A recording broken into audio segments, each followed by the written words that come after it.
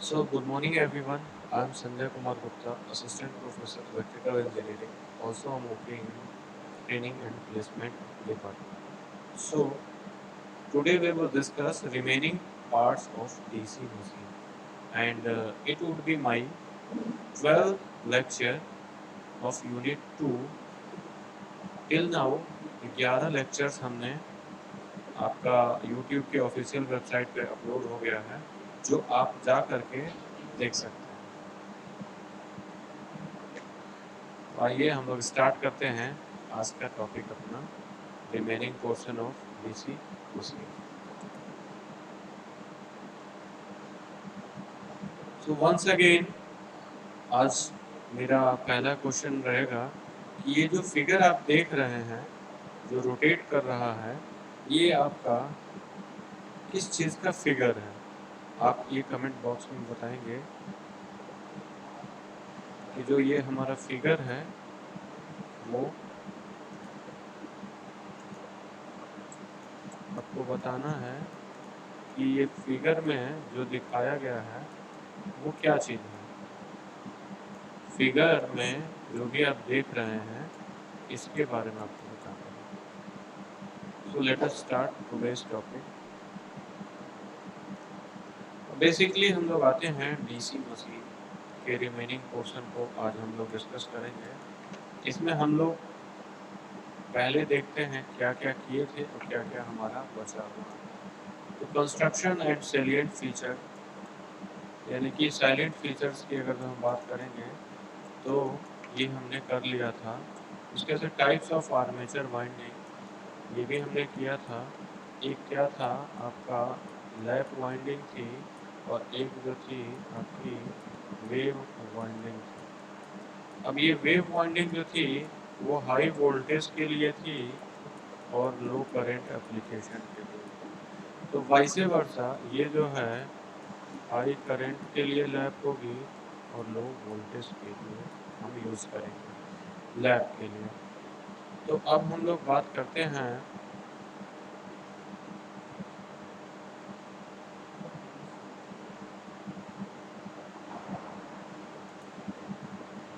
अब हम लोग बात करते हैं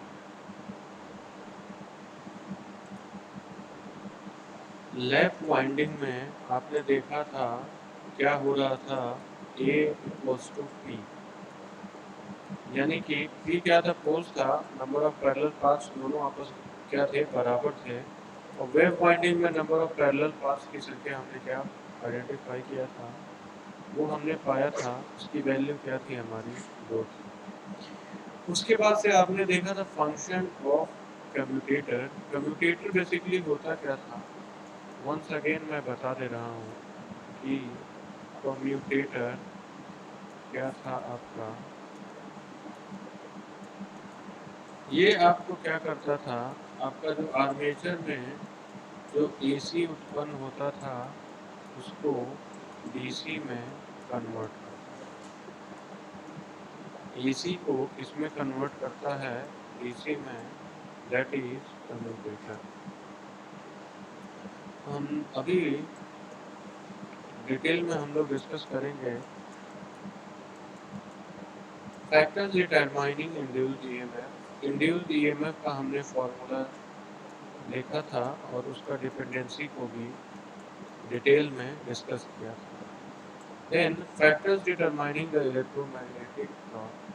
उसके बाद हमने देखा था फैक्टर्स जो है, factors determining the electromagnetic torque, यानी कि जो फैक्टर इलेक्ट्रोमैग्नेटिक टॉर्क को, तो टॉर्क की जब हम लोग बात कर रहे थे तो टॉर्क डायरेक्टली प्रोपोर्शनल किसके था, वो था phi F into I F.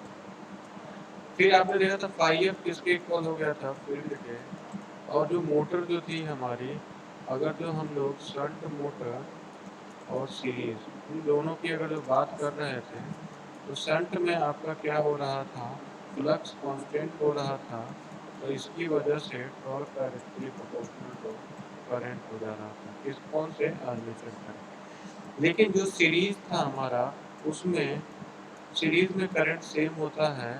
तो हम बात करें इस इक्वेशन से तो torque directly proportional to I A into I F. तो आई एफ अगर जो आई ए के बराबर हो जाए, अगर जो आपका आई एफ आई ए के बराबर हो जाए, तो उस केस में मेरा क्या होगा, उसको आइए देखते हैं। तो इस केस में क्या होगा, हमारा टॉर्क जो है वो डायरेक्टली प्रोपोर्शनल हो जाएगा करंट के साथ। तो करंट यानी कि हाई टॉर्क के लिए हम लोग सीरीज मोटर यूज करते हैं। सीरीज मोटर में टॉर्क की वैल्यू क्या होती है, ज़्यादा होता है। तो जहाँ भी हमें स्टार्टिंग टॉर्क हाई की ज़रूरत होगी, वहाँ हम लोग यूज करते हैं। देन हमने देखा था various types of DC generator. उसके बाद से देखा था हमने significance of back EMF. Back EMF क्या था आपका, ईबी था बेसिकली। ईबी का जो डायरेक्शन होगा वो सप्लाई वोल्टेज जो टर्मिनल का होगा उसके जस्ट क्या होगा, अपोजिट होगा। यानी कि सप्लाई वोल्टेज का जो अपोज करेगा वो हमारा क्या होगा, बैक ईएमएफ। वो क्या होगा, हमारा ईबी होगा, यानी कि बैक ईएमएफ। उसके बाद से हम लोग डिस्कस करेंगे जो हमारा बचा हुआ है, दैट इज आर्मेचर रिएक्शन। ये पेंडिंग है, जो बचा हुआ है उसको अभी हम लोग क्या करते हैं, हाईलाइट करते हुए। Armature reaction methods to improve the commutation. उसके बाद से जो हम डिस्कस करेंगे, performance and characteristics of different types of motor. Performance and characteristics of different types of motor. उसके बाद से हम लोग speed control of DC shunt motor की बात करेंगे। उसके बाद हम लोग करेंगे speed control of DC shunt और सीरीज मोटर। देन हम लोग स्टार्टर पे मूव करेंगे, 3 point and 4 point starter which are used in DC shunt machine. इसके बाद से हम लोग आएंगे इलेक्ट्रिकल ब्रेकिंग के बारे में। इलेक्ट्रिकल ब्रेकिंग के बारे में आएंगे। उसके बाद से एप्लीकेशन ऑफ डीसी मशीन को हम लोग डिस्कस करेंगे। उसके बाद से हम लोग जाएंगे fault in DC machine and उसके एप्लीकेशन रेट्रोस्पेक्टिव पे हम लोग जाएंगे। Then losses in DC machine, कि डीसी मशीन में जो हमारे लॉसेस। फिर एक छोटा सा टेस्ट हम लोग कंडक्ट करेंगे, that is Swinburne test. क्या करेंगे हम लोग, स्विंग बर्न टेस्ट को कंडक्ट कराएंगे। इसके बाद से जो एक छोटा सा एकदम टॉपिक है जो थियोरेटिकल, लेकिन आपका बीटी एग्जाम में कई बार पूछा जा चुका है, तो वो है आपका rating and specification of DC machine. Rating and specification of DC machine.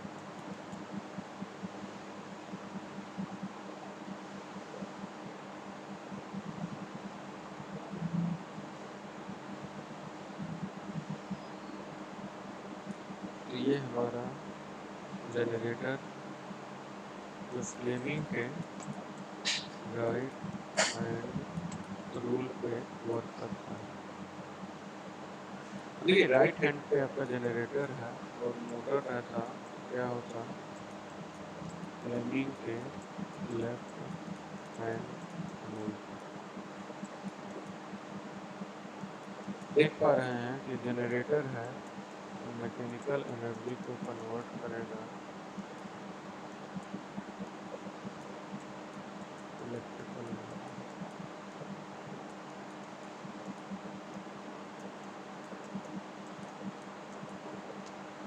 Output में हमें इलेक्ट्रिकल एनर्जी मिल रही है। लोड है, देखेंगे कैसे हमारा फिगर जो है ये हमारा किसका है, जनरेटर का। तो आउटपुट जो है इसका दैट इज इलेक्ट्रिकल एनर्जी। देख पा रहे हैं इलेक्ट्रिकल एनर्जी।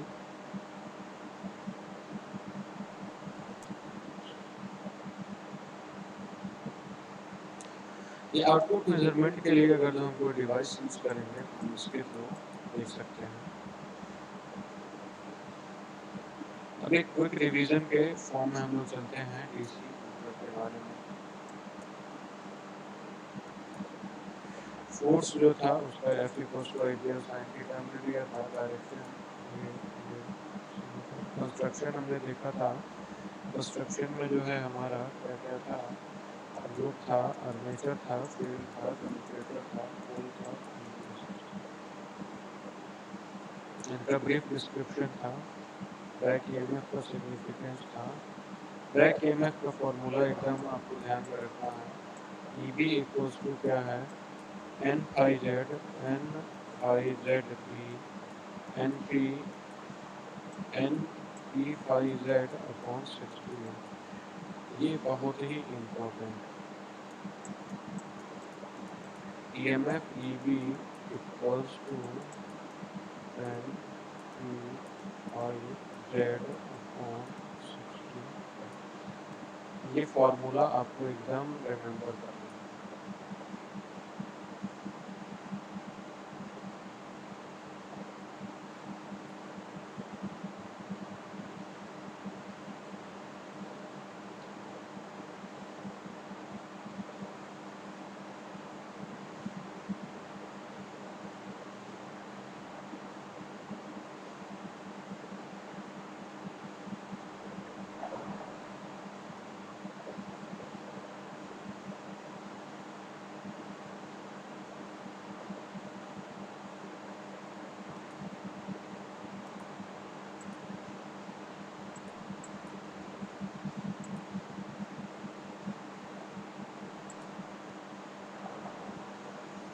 आज हम लोग देखने वाले हैं, कुछ मैंने लिंक दिया है जो रेफरेंसेस में, उसमें आप लोग जा करके डिटेल में देख सकते हैं कि हमारा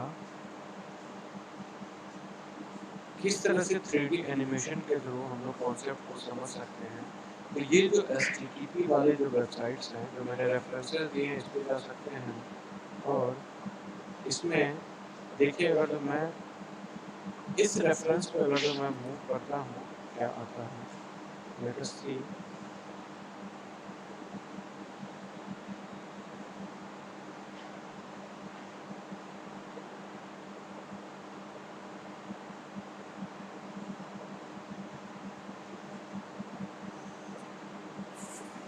जो भी मैं रेफरेंसेस प्रोवाइड करूंगा, ये देखने के लिए नहीं, इस पर क्लिक करेंगे और आप वीडियोस को देखेंगे तो आपको प्रैक्टिकल अप्रोच समझ में आएगा, इसका प्रैक्टिकल एप्लीकेशन क्या है।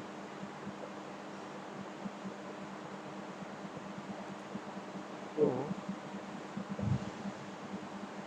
हम लोग इसमें देखने वाले हैं DC मोटर का कंस्ट्रक्शन एंड वर्क। क्या देखने वाले हैं, DC मोटर का कंस्ट्रक्शन एंड वर्क। इसमें electric motors are the most important element of today's industrial world. I'm talking about the industry, from simple drill machine to the sophisticated robotic arm electric motor are used. आप देखेंगे कि जो DC motor जो है, उसका जो few है वो कुछ इस तरह से होता है। प्रैक्टिकल अप्रोच की जब हम बात करेंगे तो DC मोटर आपका जो है कंस्ट्रक्शन वाइज दिखने में आपको ऐसा दिखता है। अब हम लोग क्या करेंगे, बारी बारी से देखेंगे कि इसके जितने, ये जैसे टर्मिनल बॉक्स है, रोटर है, स्टेटर है, फील्ड वाइंडिंग है, आर्मेचर, क्या क्या चीज़ें कैसे हैं इसमें माउंटेड है, उसको हम लोग डिटेल में देखने वाले हैं। देखिए, अगर जो हम बात करते हैं टाइप्स ऑफ इलेक्ट्रिकल मोटर्स की, तो आपका जो मोटर्स होता है वो दो तरह का होता है। पहला जो होगा वो AC मोटर और दूसरा जो होगा हमारा DC मोटर होगा। पहला क्या होगा हमारा AC मोटर और दूसरा जो होगा दैट इज DC मोटर। अब आपको दिखता कैसा है, अगर हम मार्केट में जाते हैं और अगर हमें मशीन दिखती है DC, तो कैसे पहचानेंगे कि वो हमारा मोटर है या जनरेटर है या फिर DC मोटर है या फिर क्या है, AC मोटर है। तो देखिए, ये आपका AC मोटर है, स्ट्रक्चर आप देख सकते हैं, और ये आपका AC। In these because of main difference क्या है DC में, वो हम देखने वाले हैं। In these because of the some important characteristics like the fast reaction, better speed control, simple construction, DC motor are very popular in automatic machine। ये जहाँ भी हमें ऑटोमेटिक मशीन की ज़रूरत होगी, वहाँ पे हम लोग क्या यूज़ करेंगे, वहाँ पे हम लोग यूज़ करने वाले हैं डीसी मशीन। ओके।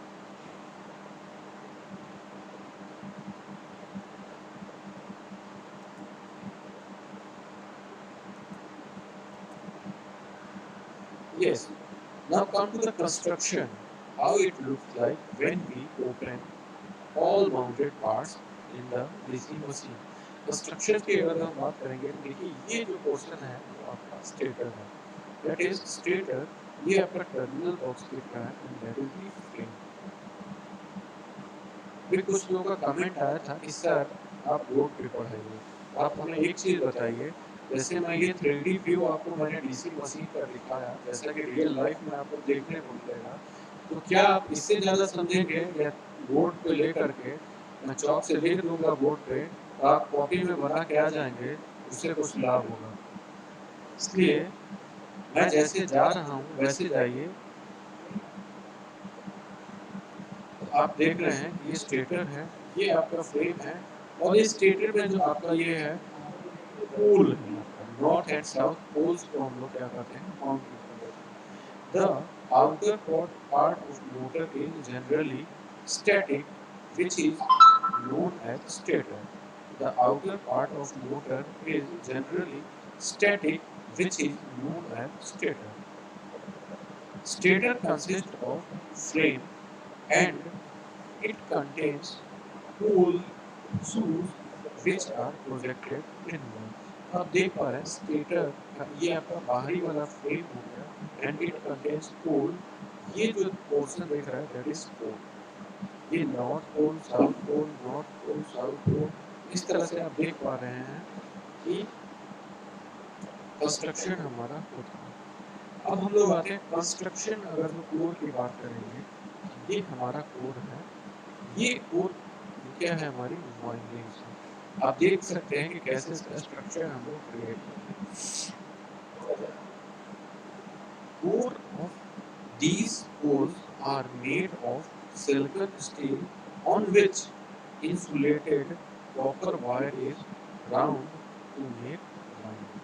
अब हम बात करेंगे डीसी मशीन में जो वाइंडिंग करते हैं, वो आपको ध्यान में रखना चाहिए कि पहली चीज इसमें क्या है।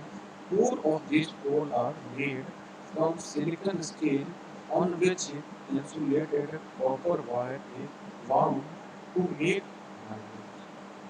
Okay, these poles are bolted and fixed inside the frame. Okay, देखिए फिक्स किया हुआ है। अब कंस्ट्रक्शन की बात करते हैं, तो देखिए ये आपका डीसी करंट जनरेट करेगा, क्योंकि जब हम डीसी मशीन की बात करेंगे तो हमें जो भी पैरामीटर्स हम लोग डील करेंगे that will be in DC. तो आइए देखते हैं कंस्ट्रक्शन का। When DC current is passed through the winding, it creates a straight magnetic field, as shown in figure. Straight magnetic field as shown.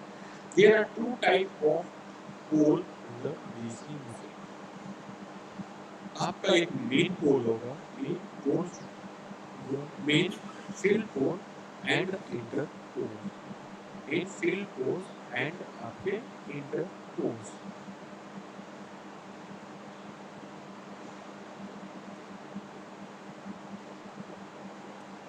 अब देखिए मेन पोल जो है, मेन पोल जिसको हम लोग फील्ड पोल भी कहेंगे। क्या? मेन पोल जिसको हम लोग फील्ड पोल भी कहते हैं, उसके बारे में अगर जो मैं बात करूं तो आप देख पा रहे हैं मेन पोल ये नॉर्थ होगा, ये साउथ होगा, ये साउथ होगा, तो ये नॉर्थ होगा। लेकिन एक अगर जो नॉर्थ होगा तो दूसरा क्या होगा, साउथ होगा। Is confirm. और इनके बीच में हम लोग कभी इंटरपोल यूज करते हैं, that is shown here interpole, इन दोनों के बीच में आप देख पा रहे हैं ये मेन मेन है और बीच में हमारा क्या दिया हुआ है, इंटरपोल। तो हम कह सकते हैं कि interpoles are fitted in the main windings. So now let us move देखिए कंस्ट्रक्शन की अगर जो मैं बात करता हूँ, the connection of these pole are brought out through the connectors in the terminal box so that we can give electrical supply to them and even to do check the faults if occurring any. The main pole creates static magnetic field when current is passed through its winding. तो देखिए आपका जो है ये connectors हैं जिनके through हम लोग आउटपुट को लेते हैं। Now rotors की, now come to the rotor which is a part of machine which revolves। अगर जो हम बात करते हैं तो मशीन का जो पार्ट्स हमारा रोटेट करता है that is called rotor। Stator क्या होता है? स्टैटिक होता है जो मैकेनिकल सपोर्ट प्रोवाइड करता है हमारी मशीन्स को। तो अगर जो हम बात करते हैं तो कंस्ट्रक्शन ऑफ रोटर की बात करेंगे। अभी बैक में जाके आपको दिखा रहा हूँ, जो स्टेटर है वो copper winding, core core of the pole made from the silicon steel. Core किस धातु का बना होगा तो आप बताएंगे, कोर किस धातु का बना होगा तो बताएंगे सिलिकॉन स्टील का। कोर जो है सिलिकॉन स्टील का, on which insulated copper wire is bound to make the winding. ये जो वाइंडिंग होगी कॉपर की होती है। अब हम लोग जब रोटर की बात करते हैं, let us move to the rotor. जब हम लोग रोटर की बात करेंगे, आप देख पा रहे हैं फिगर में, ये हमारा क्या है? रोटर है which is part of moving in any DC machine. In this magnetic field rotating a part of motor lies. In this magnetic field rotating part of motor lies, यानी घूमने वाला पार्ट है, known as rotor। जो घूमेगा that is rotor। Or armature which is made by the number of stamping of high permeable। इसकी भी permeability क्या होनी चाहिए? हाई होनी चाहिए। हाई परमिएबल मटेरियल्स की जब हम लोग बात करेंगे वो क्या आएगा? आपका सिलिकॉन स्टील आएगा। Silicon steel which allows magnetic field to pass through it easily. ये क्या करेगा? मैग्नेटिक फील्ड को इजीली पास करने देगा। तो ये क्या करने वाला है? मैग्नेटिक फील्ड को इजीली पास करने देगा।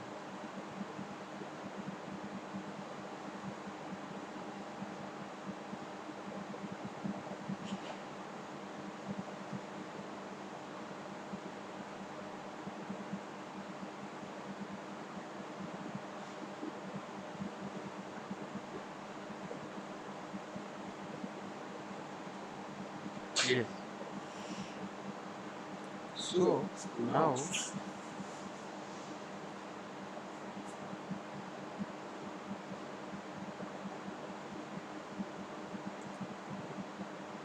Moving ahead. देखिए अब हम लोग बात करते हैं कम्यूटेटर का।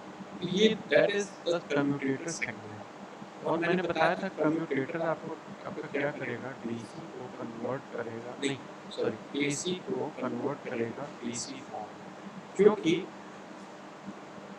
एसी को क्या करेगा? डीसी में कन्वर्ट करेगा, क्योंकि डीसी मशीन के भी आर्मेचर में जो आपका जनरेट हो रहा है दैट इज एसी।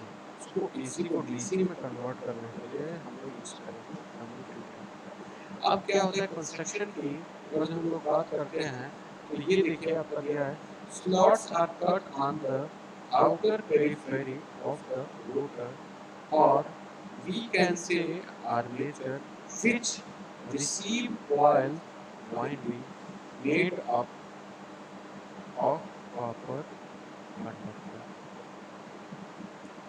जो वाइंडिंग हम लोग करेंगे किसका करेंगे? कॉपर कंडक्टर का करेंगे। यानी जो तार जो इंसर्ट करेंगे, लपेटेंगे, वो क्या होगा? आपका कॉपर का होगा। Each coil gets connected to an external DC source by a pair of commutator segment arrangement in the form of a ring. यानी आप देख पा रहे हैं कि जो स्लॉट्स हैं उसमें हम लोग कंडक्टर को क्या करते हैं, इंसर्ट करते हैं, यानी कि पिरोते हैं। यानी कि बताया तो जब क्रॉस करते हैं तो यानी अंदर होता है, यानी इनसाइड वायर जा रहा है, और डॉट रहता है, वायर हमारा क्या होगा, आउटसाइड। तो ये हमारा कम्यूटेटर का जो है स्ट्रक्चर जो कि रियल लाइफ में आपको दिखता है। और ये देखते हैं इधर जो है आपका स्लॉट है जिसमें हम लोग वाइंडिंग को करते हैं। तो देखिए कंस्ट्रक्शन का बात करते हैं तो this completely assembles is housed over a cylindrical shaft made up of high quality steel। देखिए हाई क्वालिटी का क्या होगा, स्टील का ये हमारा बना हुआ होता है। फिर कंस्ट्रक्शन की बात करेंगे, because of the bearings at both side of the shaft the rotor is capable of rotate between the field। देखिए आपका ये इन पॉइंट पे आपका क्या है, बियरिंग्स हमारे कनेक्टेड हैं, because of the bearing at the both side of the shaft। shaft जो ये है हमारा shaft है, the rotor is capable of rotate between the field pole। Capable है क्या करने के लिए, रोटेट करने के लिए। अब देखिए हम लोग बात करते हैं वर्किंग समझने से पहले हम लोग देखते थे ये जब बनाते थे आउटपुट लेने के लिए ब्रशेस के थ्रू हम लोग जो ब्रश हम लोग यूज करते हैं, is the important to know what material is used for the carbon brushes. तो कार्बन यूज करते हैं ब्रश के लिए, मोस्टली हम लोग कार्बन यूज करते हैं when electric current is forced to pass through the rotor conductor by a set of carbon brushes through commutator segments, it creates their own magnetic field which try to destroy the magnetic field।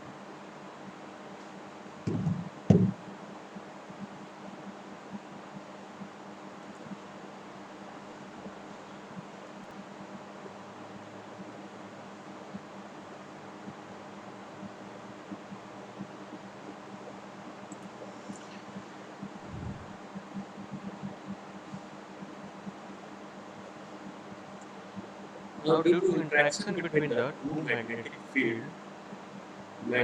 field main और आपका क्या है rotor, दोनों का electromagnetic force act on the rotor conductor and these forces act tangentially on the rotor surface।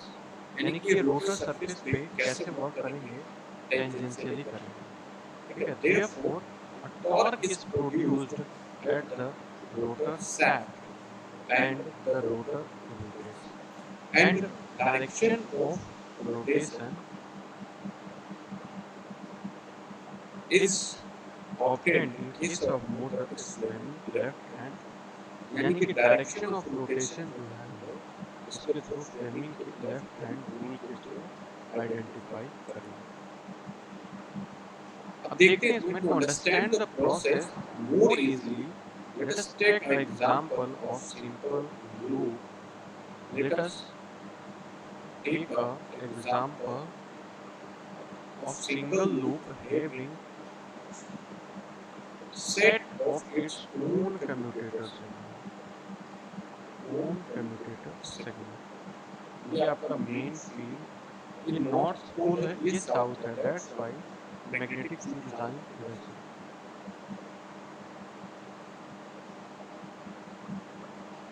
अगर field इधर है और करंट का डायरेक्शन आपका इधर है तो फोर्स जो यहाँ पे लगेगा अपवर्ड लगेगा और यहाँ पे क्या लगेगा, डाउनवर्ड। देखते हैं आइए। Due to the DC voltage applied by an external DC source, DC source current will flow in the coil in the given direction from positive to negative potential and by flaming left hand rule, we can find the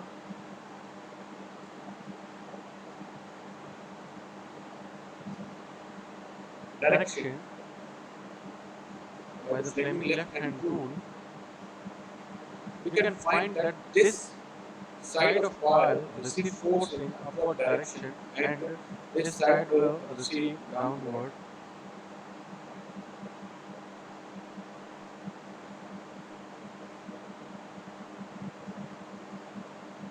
ये जब field आपका इस direction में है और current जो है आपका इस डायरेक्शन में, फोर्स का डायरेक्शन आपका ये है.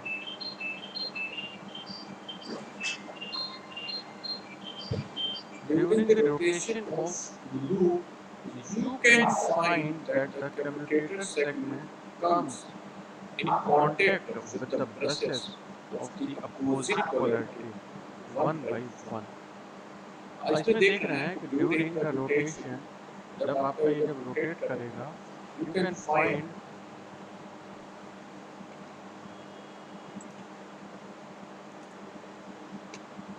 so this is the rotation. This helps to maintain the continuous rotation of the coil. We can find also magnitude as well as direction by the flaming left hand rule. We can also find that the magnitude of force on the coil is maximum in the region. After that, magnitude reduce considerably. This cause uneven torque and motor to. यानी कि force हमने देखा जो generate हो रहा है Fleming के left hand rule से डायरेक्शंस किसी का पता कर सकते हैं, direction of force and F directly proportional. जो फोर्स इसमें जनरेट होता है, जो फ्लेमिंग लेफ्ट हैंड से हम लोग आइडेंटिफाई करते हैं, वो फोर्स ही क्या प्रोड्यूस करता है, टॉर्क. और उस टॉर्क की वजह से हमारा क्या होता है, मोटर रोटेट करता है. To make maximum torque always available at the shaft of the rotor, multiple number of coils with a pair of commutator segments are placed in the rotor. To make maximum torque always available at the shaft of the rotor, multiple number of coils with a pair of commutator segments are placed in the rotor. देखिए, this is the shaft. Mica insulation is provided here, and this is the commutator segment. These are the commutator segments. When one coil passes through the region of the maximum torque, next coil will take its place. यानी कि when one coil passes, जब एक coil pass करेगा through the region maximum torque, उसके वजह से क्या होगा, आपका second coil आएगा. This way, shaft of rotor always provide higher and smooth torque. इस प्रकार हम देखते हैं कि shaft provide करता है always higher and smooth torque. Coil are connected to commutator segment in such a way that every instant of the time, each and every coil carry current, but the side of the coil to come at the left hand side current is one direction and the side at right current is opposite direction respectively. So this can be achieved by the lap or the wave connection. जो current जो flow हो रही है हमारी, कभी किसी direction में कभी किसी डायरेक्शन में, यानी डिपेंड करता है वो हमारा वाइंडिंग कैसी है, लैप है या क्या है, wave. To ensure that the current given to the commutator segment will not reach to the shaft, mica insulation is placed between them. See here, in a small DC motor, permanent magnet can be used to create static magnetic field, but they can lose their magnetism due to the heating, vibration, or aging. That's why the higher rating motor electromagnets are used and their magnetic field intensity can be controlled to control the output power. देखिए, in a small DC motor, permanent magnet can be used to create the static magnetic field, but they can lose. देखिए, अगर जो चुंबक है यानी magnet है तो वो अपना चुंबकत्व कैसे खोएगा? अगर जो हम उसको गर्म कर दें, हीट कर दें, या वो वाइब्रेशन के लिए रख दें उसको, या उसमें एजिंग कोई फैक्टर आ जाए, यानी ज़्यादा देर तक, ज़्यादा दिन तक, सालों साल उसको ऐसे छोड़ देंगे तो उसमें एजिंग इफेक्ट के कारण उसका मैग्नेटिज्म खत्म हो सकता है। उसको पीटें, वाइब्रेट करें तो भी क्या होगा? धीरे-धीरे मैग्नेटिज्म खत्म होगा, और अगर जो हीट करेंगे तो भी मैग्नेटिज्म क्या होगा? खत्म होगा। That's why in the higher rating motor, electromagnets are used and their magnetic field density can be controlled to control the output. Okay. देखिए, these are the main poles, north and south. Coil is placed current direction this way and this way, in from this side and out from this side. See, let us have a look that let us have a look at the coil design. If a single turn coil and thick wire is used here, then it allows higher current and give higher torque. Whereas if multi-turn coil of thin wire is used, then current and torque is also reduced, but at higher speed. That means the time of manufacturing. At the time of manufacturing, we can decide whether we want high torque, low speed machine or low torque, high speed machine. Here the work of interpole is to reduce the sparking. Interpole का use हम लोग क्यों करते हैं? To reduce the sparking at the brushes over the commutator ring due to the field of armature rings. The field of armature rings. To energize the field pole, we can use same DC source which run a DC motor, or we can use separate source. The method which is used will decide the motor is DC type.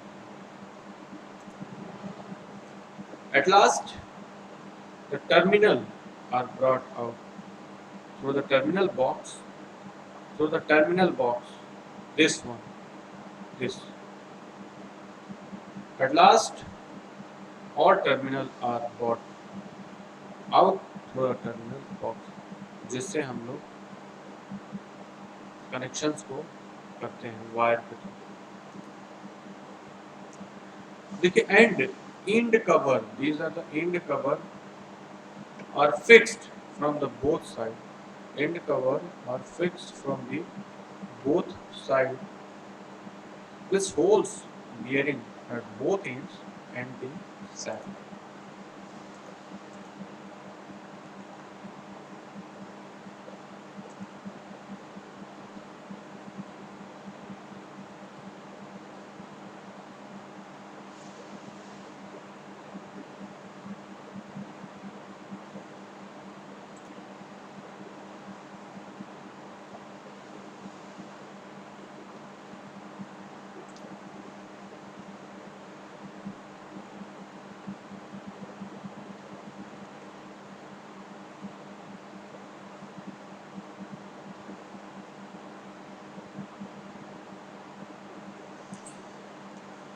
तो हमने finally उसमें देख लिया कि क्या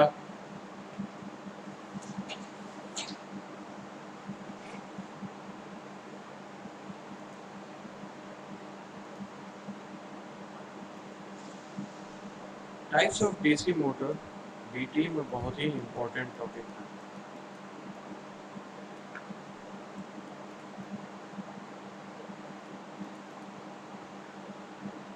DC motor को जब हम लोग क्लासिफाई करेंगे, फर्स्ट डीसी सीरीज, डीसी शन, कंपाउंड तीसरा, सेपरेटली एक्साइटेड चौथा।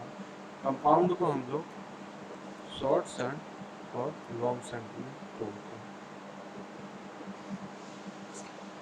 देखिए, डीसी सीरीज मोटर की जब भी हम लोग बात करते हैं, सीरीज मतलब क्या होता है? एक के साथ एक जोड़ना, मतलब एक वाइंडिंग होगी हमारी, वो आर्मेचर के साथ क्या होगी? सीरीज में होगी। ये आर्मेचर के साथ सीरीज, अगर जो ये हम माने आर्मेचर का A1, ये A2, ये हमारा ब्रशेस है,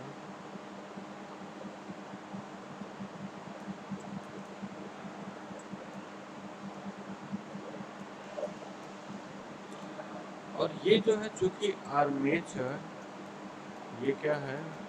फील्ड है सीरीज। ये दोनों क्या होने चाहिए? दोनों सीरीज में होने चाहिए।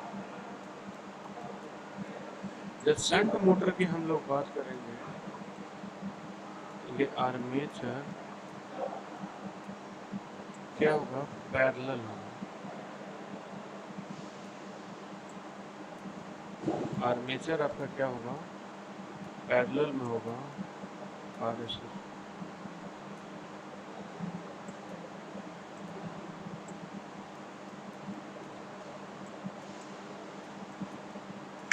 और जब भी हम लोग बात करेंगे कंपाउंड, तो ये क्या होता है? जब हम सीरीज और प्लस शंट दोनों को जोड़ेंगे, इन दोनों को क्या करेंगे? ऐड करेंगे, तो क्या मिलेगा हमारा? Compound. Then we will compound. मतलब कि ये जो आर्मेचर है,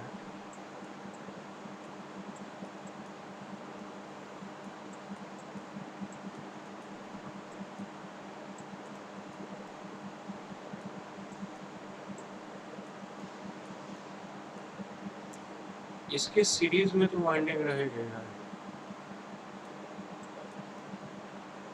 और सीरीज इसके क्या आ जाएगा? पैरेलल में रहेगा।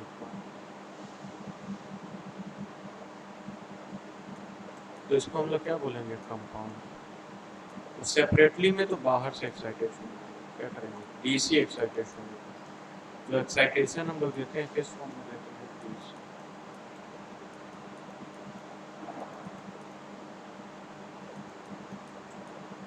क्या करते हैं हम लोग? DC excitation. Short shunt and compound में हमारा दो टाइप का होगा। पहला है शॉर्ट शंट कंपाउंड, दूसरा जो है लॉन्ग शंट। और इन दोनों में डिफरेंस क्या है? बस डिफरेंस ये है, जो हमारी जो वाइंडिंग कनेक्ट होगी, एक में आर्मेचर के सीरीज में कनेक्ट होगी और एक बार क्या होगी? शंट वाइंडिंग यानी कि पैरेलल में कनेक्ट। तो ये हमने देखा डीसी सीरीज, शंट और कंपाउंड मोटर्स के बारे में। और जो भी नोट्स है आपका, वो यूनिट 1 और यूनिट 2 का आपको प्रोवाइड कर दिया गया है, और जो मैं बुक फॉलो में कर रहा हूँ वो भी बता दिया हूँ आप लोगों को। इंग्लिश वाले जो हैं वो BL थ्रेजा और VK मेहता को प्रीफर करेंगे, और जो JEE की तैयारी अच्छे से करना चाहेंगे वो RK राजपूत को ले लें। आज RK राजपूत अभी से लगाएंगे तो फाइनल ईयर में आते आते JEE की नौकरी आपकी एकदम पक्की है। लेकिन अभी से लगना पड़ेगा। हम लोग अपने हिस्से का काम पूरी ईमानदारी और मेहनत से कर रहे हैं। PPTs बना रहे हैं, वीडियो लेक्चर्स बना रहे हैं, हैंड रिटन नोट्स दे रहे हैं। जैसे ही आप लोग इधर आएंगे तो जितना आप लोग उधर मज़ा कर रहे हैं वो आपको भरपाई करनी पड़ेगी। तो आप लोग जो भी वर्क दिया गया है उसको टाइमली कंप्लीट करिए, और जो भी कमेंट्स में मैं बोलता हूँ कि ये क्वेश्चन अगर मैंने पूछा तो उसको कमेंट किया करिए आप लोग। So thanks for watching, thank you.